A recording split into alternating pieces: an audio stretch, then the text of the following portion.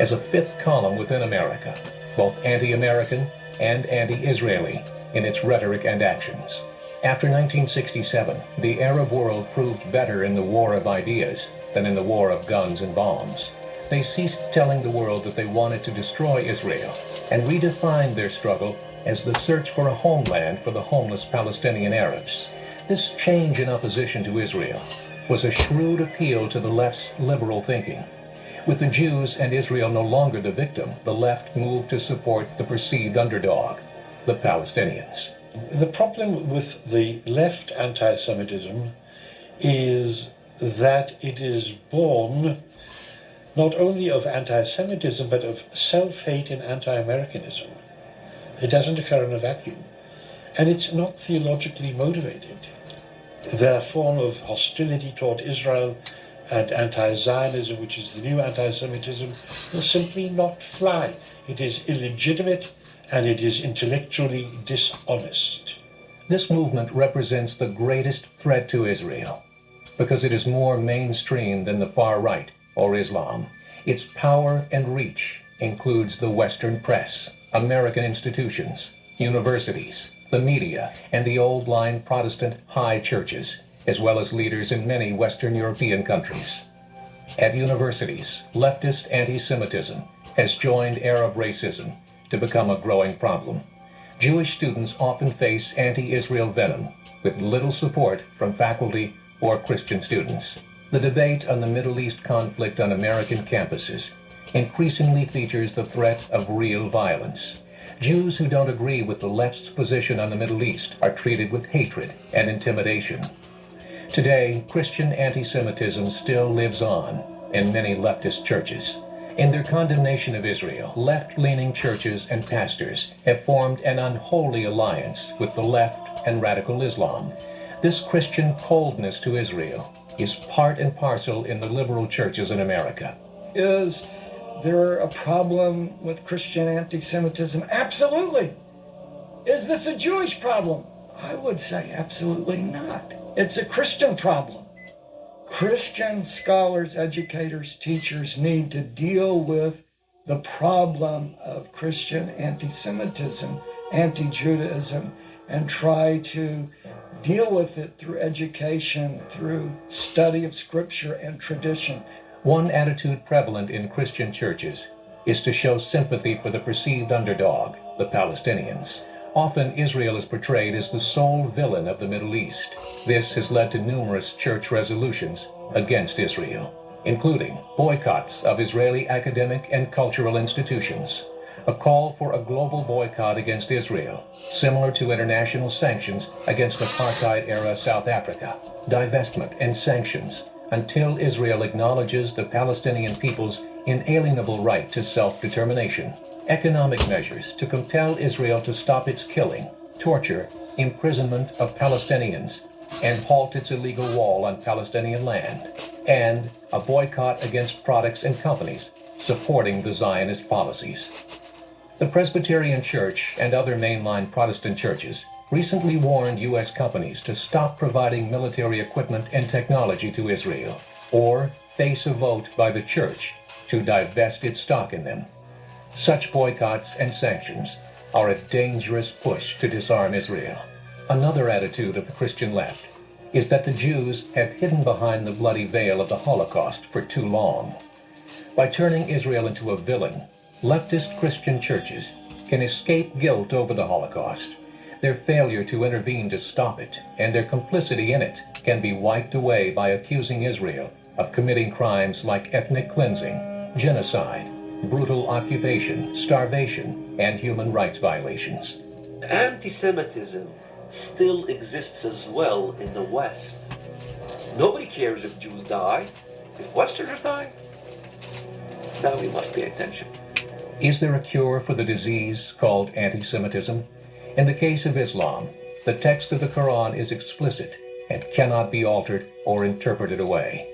The only way of change depends on the possibility of reform. Unfortunately, in the Muslim world, an academic or a reform-minded cleric takes his life in his hands if he so much as suggests a small change to Quran-based law or traditional thought. when one of their moderate imams speaks up and says from a mosque in Cairo or a publication in Beirut that we really have to work with the Christians and Jews, we have to all live together, we're all children of Abraham, we need to go at this sensibly.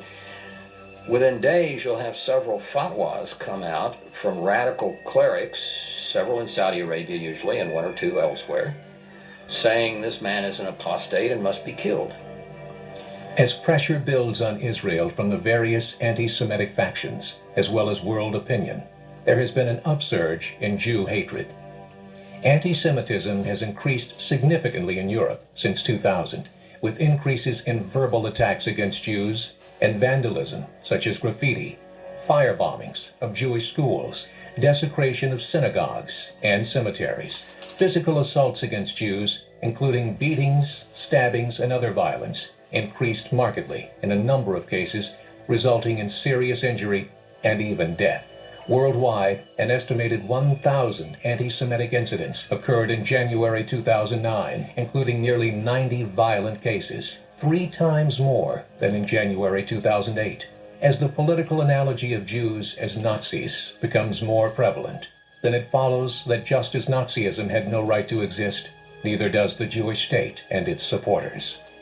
When we look at history today and we realize that there are even those foreign countries, people calling for the destruction of Israel, should we take this seriously, or should we say this is just politics, someone saying this in a speech, they don't really mean it? If anyone is a true historian of the Jewish people, you'll have to say that when someone says they want to kill the Jewish people, they try, and they usually do it. The Jew, the victim of the Holocaust, is now accused of holocausting Arabs. But where is the world's outcry to the worldwide Islamic terrorism that continually maims and kills men, women, and children? The moral equivalence has become widespread, especially among youth, and was even a talking point in the president's recent speech in Cairo. The pressure on Israel today is twofold: anti-Semitism and land compromise, until Israel is so reduced it can be easily defeated. In our tolerant and modern Western society, is there a place for the State of Israel? And is there a cure for anti-Semitism? It's hard to imagine anti-Semitism going away entirely, but Christians should be leading the way to eliminate it. There is a quip that good living is the best revenge. And I suppose that if Jews remain true to Judaism and Christians take their Christianity seriously and understand that we both share in the promise that Jews by divine election, Christians by their own choice to follow the Pauline example of root and branch, well, then that is the best response to anti-Semitism. Proclaiming God's truth and living lives of virtue are the only real chance we have of defeating the anti-Semite. This is a time that Christians should say, if we really understand our theology, our roots relatedness to ancient Israel, then it's an imperative for us to join together with our friends in the Jewish community, our friends in the state of Israel, and to say, we want peace, but we need peace through strength. We need peace with justice. In a global village where one madman can destroy the world with nuclear weaponry, requires a return to the religion of morality, to a God of love. We're less than 13 million Jews. There are close to 2 billion Christians. Unless we join hands with the Christians who join us in belief in a God of love and morality and peace, there's no hope for the free world. Today, I think there's something about Israel that brings Christians and Jews together, and a common cause and a common relationship, that they're strengthening one another and helping one another. There are so many in the world that hate us too much, that don't think we have any right to be in Israel at all. If there is an evangelical community that loves us a little too much for your liking, accept it as a very beautiful gift. The whole world is benefiting from the technology, the educational advances, so many vital contributions that Israel as a country is making to the world community today. We can't settle for what's politically expedient or what's economically expedient for our countries. We have to settle on the basis of what's right, what's moral, what we should do in relationship to the Jewish people based on what is social justice. Standing for right always costs you. There's a price to pay. But you have to be prepared to do that. And you have to be prepared in your Christian consciousness before events begin to unfold, or otherwise you can just be swept up in them and you just close your eyes and you hope for the best and you don't speak out and you don't do anything. And then in retrospect you look back and you see the atrocity and the evil and you say, if I had only. The Jewish people are our people. We're connected. We're related. The truth is that Israel is the land of the Bible. If we claim to be the people of the land of the Bible, then that land is our land as well. We don't own it. We don't have title to it. But we should view that land as being a part of our heritage. That we as Christians, our faith was birthed in that land, among that people. So the question should not be, why should Christians support Israel? But why should they not? Exactly. 29, the Apostle Paul said, if you are in Christ, you are Abraham's seed and heirs according to the promise. He also promised that he would make Abraham's descendants like the stars of the heavens and the sands on the seashore. And he said, Abraham, all that land I'm showing you, I'm giving it to you and your descendants forever. Of all the people in the world who should understand who the Jewish people are and who Israel is, it should be the Christians. Of all the people groups around the world, Christians should be standing up, crying out against the atrocities that are being perpetrated against the Jewish people on a daily basis. God told the prophet Joel in chapter 3 that in the latter days he was going to pour out his wrath on the nations because they were dividing up his land. 300 million Americans, 80% profess to be Christians. But year after year, administration after administration, we allow our government to implement policies that are diametrically opposed to the Word of God. And the reason why we do it? Most Christians don't know the truth. We cannot let our Jewish brethren fight this battle alone. They have fought this battle alone for years, with no one standing with them. Now it's time for Christians to rise up. Now it's time for us to take a stand. Now it's time for us to say, never again. For Zion's sake.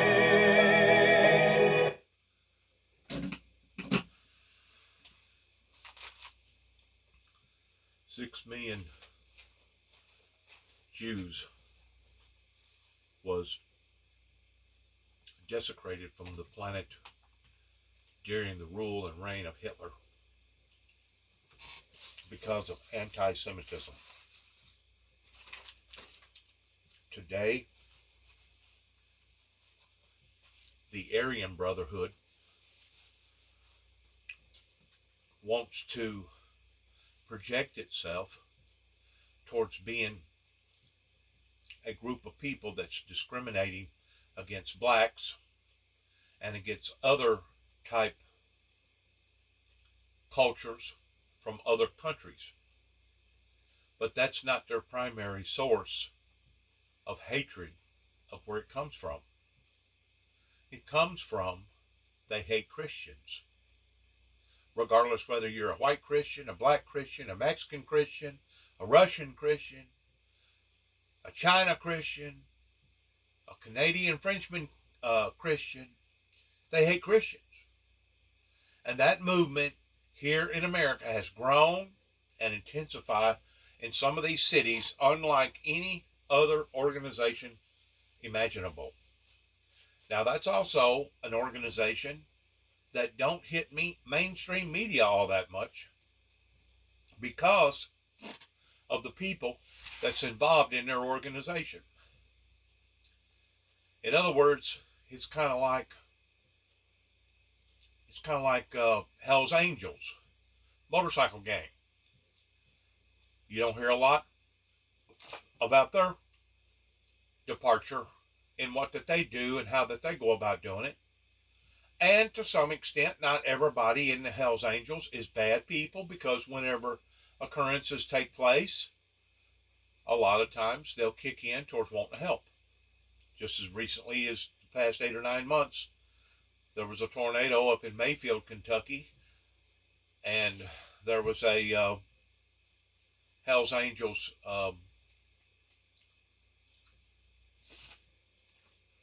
house up there that they all meet in, and they all come together and gave oodles and gobs of all kinds of clothes and all kinds of other stuff, shoes, clothes, you name it, money, etc., for people that was victimized pertaining to that tornado. There's good and bad in all corporations and all organizations. But the point that I'm trying to make is this about the Aryan. The Aryan took on this concept that the white race was the dominant race and that the white race was going to be the ruling race. That's not what was in Hitler. In actuality, it didn't have nothing to do with the pigment of his skin. What it had to do with was the rule of his heart, the demonic influence that he was being pulled into by killing over 6 million men and women and children. Those people's lives will never come back again pertaining to their existences towards what that they could have taken a part of towards bettering the world. Please, please, for God's sake, do not let this happen again pertaining to the risation of another Hitler that is now threatening the world with nuclear military artillery. The person that I'm talking about is the president of the government of Russia, the Federation.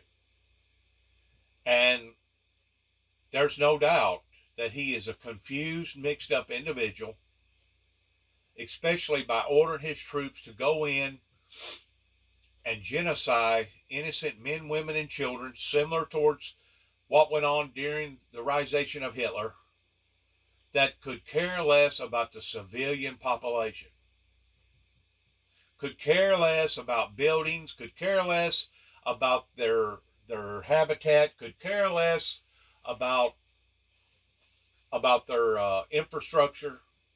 A matter of fact, just a while ago, I was watching the news where some big explosion happened on some bridge. It went over to, I think it went across a peninsula or somewhere across there. That was basically one of the only spots of going across that way.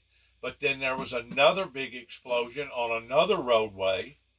And of course, if you know anything about wars at all, you know that those are targets pertaining to war that wants to shut down any and everything. They want to shut down all transportation. They want to shut down gas. They want to shut down oil. They want to shut down grain. They want to shut down transportation pertaining to railroads. They want to shut down everything. That's basically the characteristic that goes along with war. Whenever a country is at war like that, they want to shut down everything. That way they feel like that they can dominate that particular area. That way people can't run and can't escape. I just imagine right now, poisonous Putin is feeling very, very empty inside because a great deal of his men are abandoning their citizenship and going to other countries. They are forsaking and abandoning their post because initially, whenever Putin got involved with this war, it was going to be just a brief exercise. And if the truth be known, he probably thought or felt like that within a matter of a few weeks at the very most, that this thing would be over. Well, instead of it being over, it's actually turned against him. Turned against him in the aspect that now the Ukrainian people are regaining territory that the Russian military originally had or took over. And also it's backfiring on the man pertaining to his own people that are retaliating against this war to begin with, because whenever enough people start suffering and start hurting and start doing without, then you'll see a resistance movement that hopefully will overpower that particular evil regime in that particular government. All they're doing is bringing that much more grief and despair into their existences. And if poisonous Putin thinks that he can use any type of nuclear military armory, and it's just going to be a sleight of the hands, or it's just going to be something that the world can basically do a hiccup, a 180-degree turn, and do a pardoning type deal for, he's as crazy as a deranged crap house rat in a crap house. And whenever I'm saying crap house, I'm talking about a real live crap house that they used to have to crap in back years ago, that they didn't have running water and they didn't have the essentials like they do today, that made it very, very inhumane towards people dealing with their problems that way, their needs that way. Ordinarily, whenever a rat got in there and got to eating all that,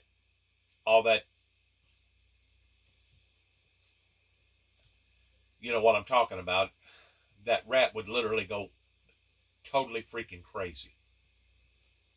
And that's where that saying come from. If Putin starts using nukes on Ukrainians or the surrounding countries, including the West, he will basically be committing suicide not only to himself and his government, but he will basically be committing suicide to his people. And if his own people don't rise up towards taking him out, then the people themselves may be taken out, because there may not be no other choice, especially at the expense of millions of people's lives that could be affected if nukes start being slung one way or the other towards Armageddon.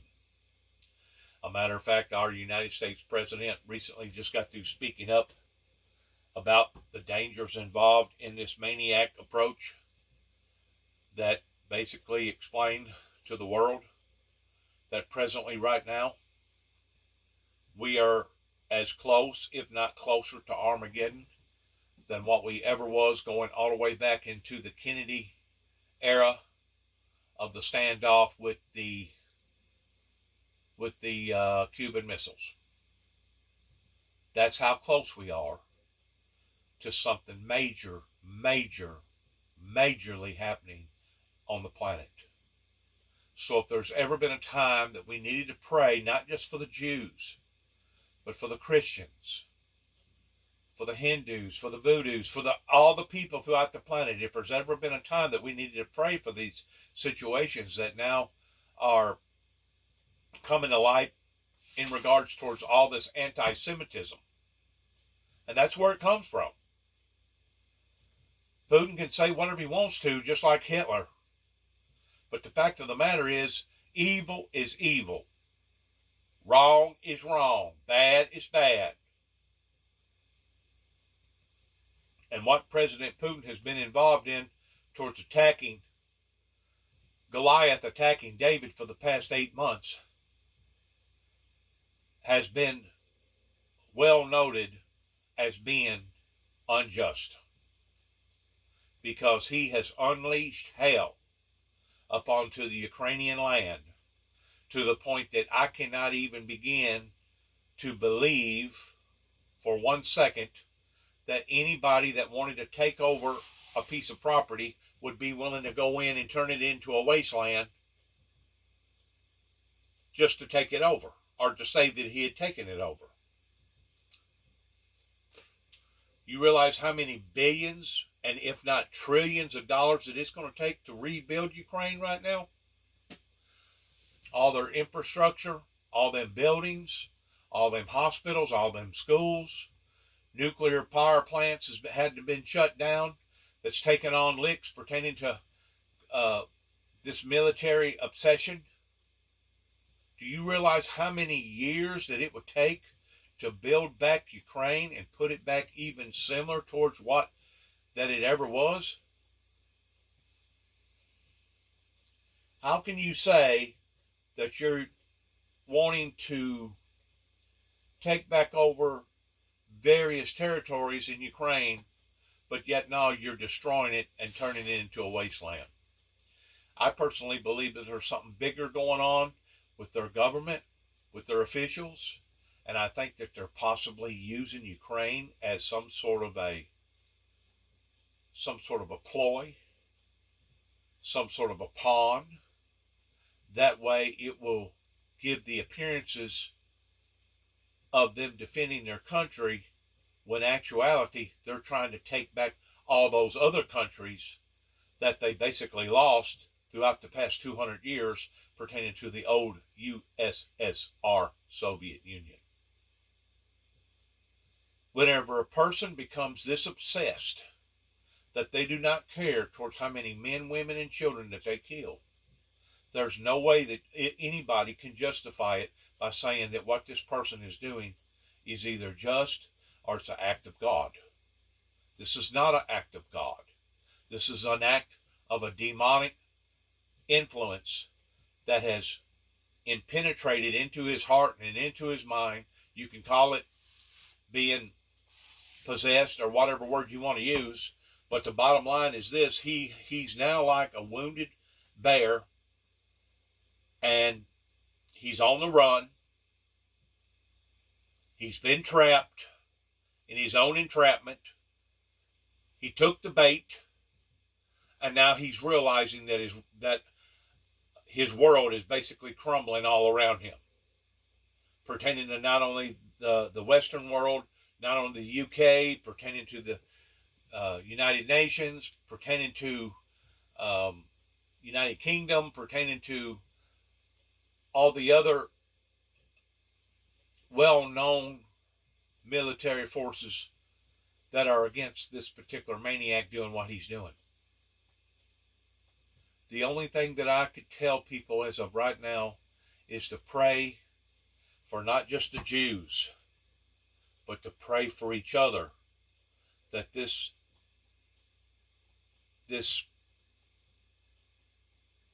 brewing Holocaust Armageddon will not go through in the magnitude that it's going right now, because if it does, it will only cause misery and despair, heartache, harm, and hurt in millions, if not billions, of people's lives. And if you're not affected in with this war directly, I promise you, you will be affected indirectly. Even if you're in the middle of the Amazon somewhere and you can't get the proper supplies that at one time you used to get, or you're in Africa somewhere or in some other country and you can no longer get those products that you used to have. In other words, this will not escape any part of the planet if this maniac continues to do what he's pursuing to do, which is the basis of anti-Semitism. Thank you. Good luck to all of us. God bless America. God bless America's endeavors. And may we continue to strive towards the righteousness of God, towards the love and the things that this particular program just got through discussing, towards being against anti-Semitism, that even my brother and I experienced right here at 291 Thompson Road, Sharon, Tennessee, zip code 38255, whenever I decided to come back in 2014 and the judicial system in this county set back and allowed for us to be hunted, torn, dehumanized, demonized by a group of people that was only trying to provoke an incident that I guarantee you, if my brother or myself would have been willing to have crossed, they would have done everything in the world towards trying to promote it as us being the troublemakers versus them. That's the characteristics of evil. Evil will try to purposely entrap its victims. Okay? It will purposely try to provoke something and then twist it around and make it look like that it was them being the victims while the other person was being the violators. These are tactics, well-known tactics, that not only the Russians are good at, but these are well-known tactics all over the world towards evil people doing the exact same thing. And until the American people wake up to this and understand fully in what we're up against, I'm just afraid we're going to continue to see more and more bloodshed that is going to spread throughout not just America, but throughout the planet. A matter of fact, as of about 24 hours ago, today's Friday, October the 8th.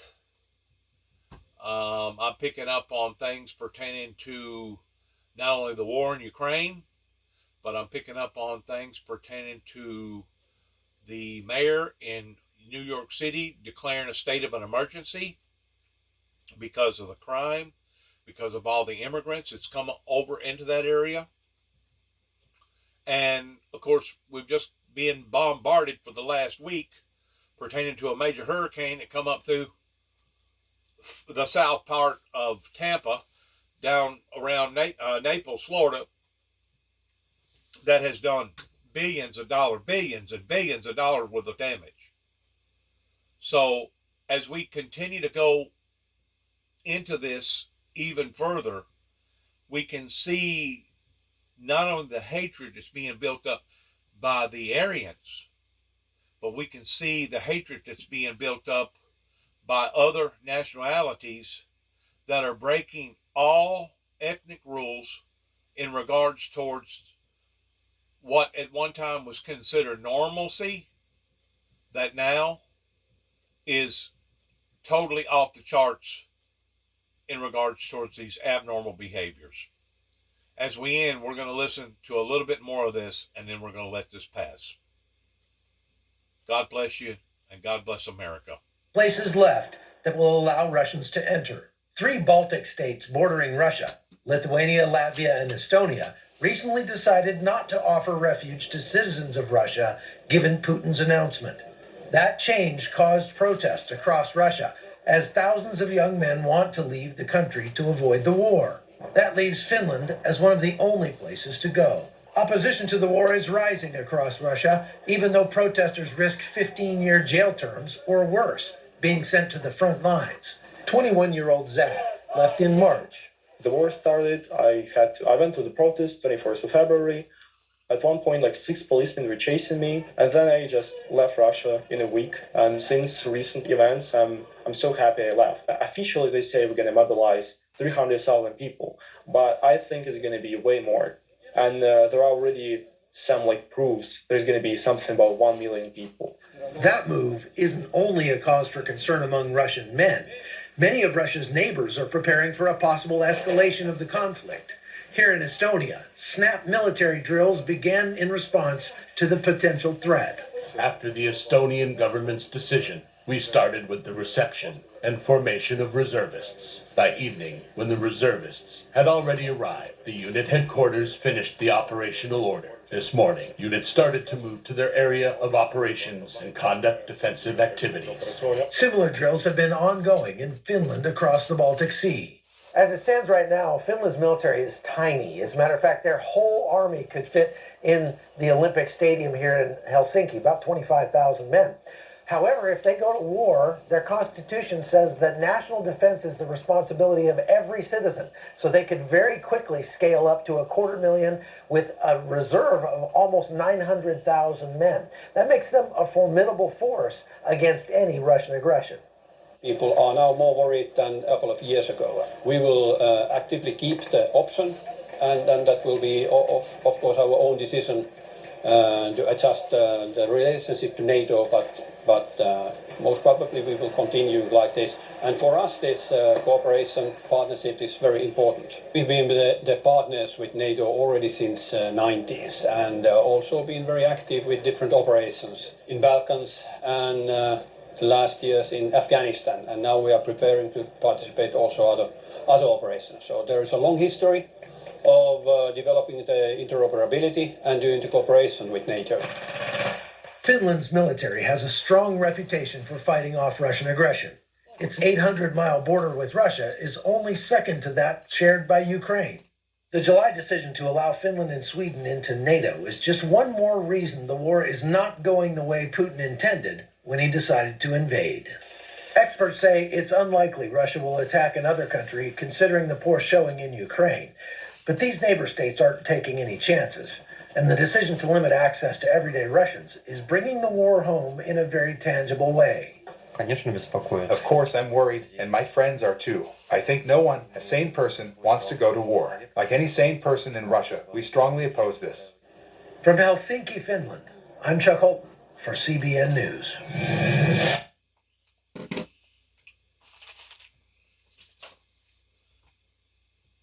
Good luck to all of us. And shalom.